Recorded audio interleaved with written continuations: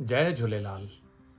जीअं त असांखे ॼाण आहे कि असांजी जीजल भाषा, असांजी मातृभाषा सिंधी भाषा हिन वक़्तु तकलीफ़ में आहे ऐं घणा त ईअं बि चवंदा आहिनि कि सिंधी भाषा हिन वक़्तु ICU में आहे ऐं ऑक्सीजन ते हली रही आहे।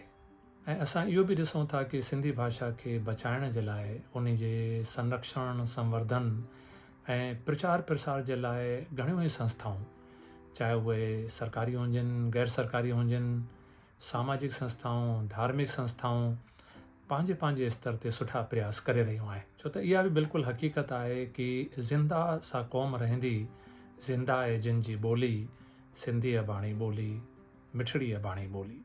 सभिनी जो इहो ई प्रयास आहे कि सिंधी भाषा जो उपयोग असांजे सिंधी समाज में वधे, न सिर्फ़ु ॻाल्हाइण में बल्कि लिखण पढ़ण में बि।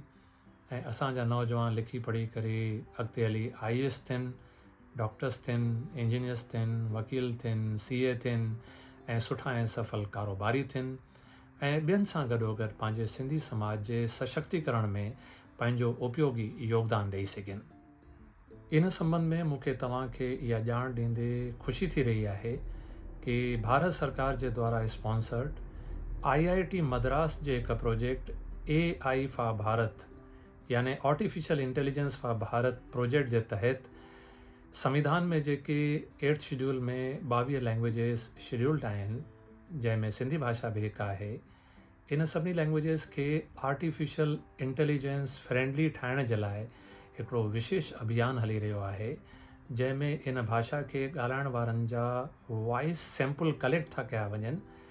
इन में सिंधी भाषा जे वॉइस सैंपल कलेक्शन जी ज़िम्मेदारी ऐं उन में सहयोग करण जो असांखे इहो मौक़ो मिलियो आहे, अवसर मिलियो आहे ऐं इन जो उपयोग कयो वेंदो सिंधी भाषा में ॾिनल कमांड जे द्वारा मशीन लैंग्वेज खे ट्रेन करण में, आर्टिफिशियल इंटेलिजेंस में ऐं स्पीच रिकग्निशन सॉफ्टवेयर तयारु करण में। जीअं पाण इहो अनुभव कयो आहे कि असां ऑर्डर ॾींदा आहियूं, कमांड ॾींदा आहियूं कि Alexa play a song of Lata Mangeshkar या एलेक्सा जगजीत सिंह का ये गज़ल सुनाओ, त एलेक्सा उनखे रिकग्नाइज़ करे उन कमांड खे फॉलो कंदी आहे, पोइ लता मंगेशकर या जगजीत सिंह जो गज़ल हलाईंदी आहे।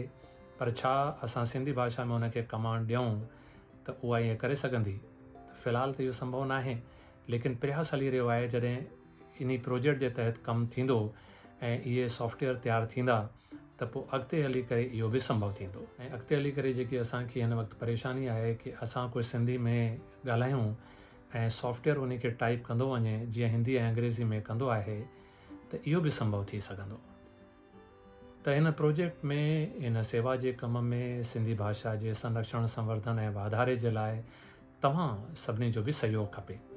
इन प्रोजेक्ट जे तहत असां तव्हांजी आवाज़ खे रिकॉर्ड करणु चाहियूं था। प्रक्रिया हिन जी तमामु आसान आहे। सभिनी खां पहिरियों तव्हांजो ऑनलाइन रजिस्ट्रेशन थींदो, उन खां पोइ हिन रिकॉर्डिंग प्रोसेस जे बारे में तव्हांखे जानकारी ॾिनी वेंदी, प्रैक्टिस कराई वेंदी ऐं पोइ हिकु मोबाइल ऐप जे माध्यम सां तव्हांखे नंढा नंढा कुझु देवनागरी सिंधी भाषा में लिखियल वाक्य ॾिना वेंदा, ॾेखारिया वेंदा।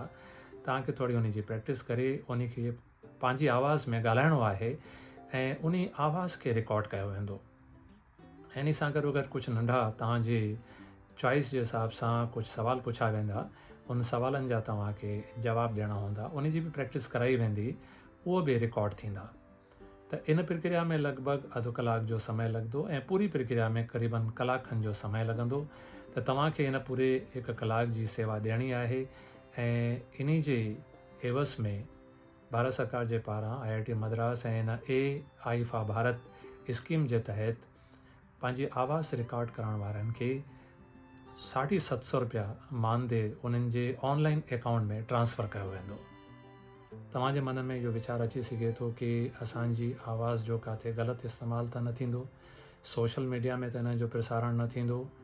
त ईअं बिल्कुलु न आहे, छो त भारत सरकार जी स्कीम आहे। IIT मद्रास हिन खे ॾिसे थी ऐं हिन जो उपयोग सिर्फ़ु रिसर्च पर्पज़ जे लाइ थींदो, सिस्टम खे डेवलप करण जे लाइ, आर्टिफिशियल इंटेलिजेंस में थींदो। त इहो बिल्कुलु गोपनीय रहंदो।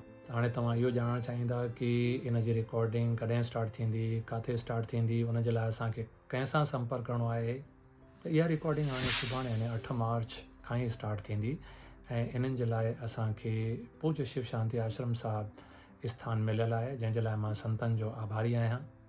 इहा रिकॉर्डिंग उते 2 ॾींहं यानी कि 8 मार्च ऐं 9 मार्च ते हलंदी। उन खां पोइ अलॻि अलॻि स्थाननि ते, जीअं पूज्य बाबा गोदड़ीवाला धाम जयप्रकाश नगर, सिंधु भवन मवैया, हरिओम मंदिर लालबाग, झूलेलाल मंदिर इंदिरा नगर ऐं राजाजीपुरम में बि इन रिकॉर्डिंग खे उते कराइण जो प्रयास कयो वेंदो।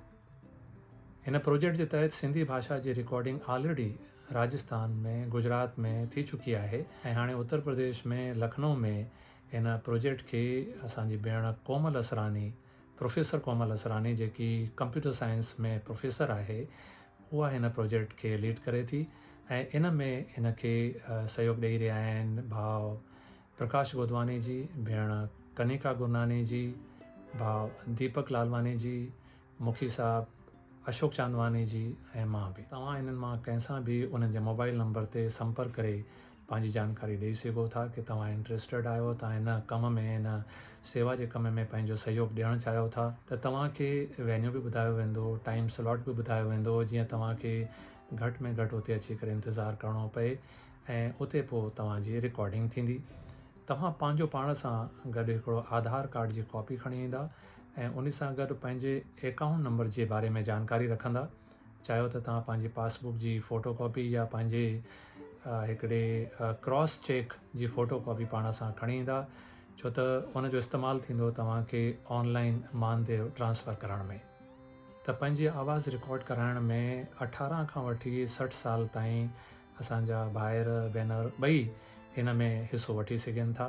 त मुंहिंजी इहा निमाणी वेनिती आहे कि हिन सिंधी भाषा जी सेवा जे प्रोजेक्ट में तव्हां पंहिंजो सहयोग ॾियो ऐं ॿियनि खे बि इन संबंध में जानकारी ॾियो, जीअं उहे बि इन स्कीम जो लाभ वठी करे सिंधी भाषा जी सेवा में पंहिंजो सहयोग ॾेई सघनि।